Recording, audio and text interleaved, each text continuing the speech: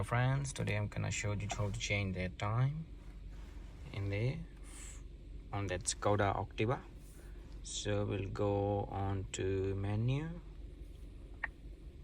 and scroll, find setting, should be time and date.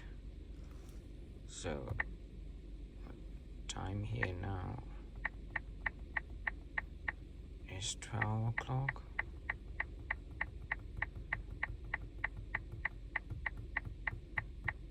Add a loop and then yes, go back. So time for 24, time is date, so it's 6 today.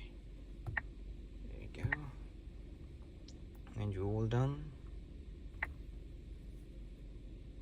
Go back or press menu or whatever.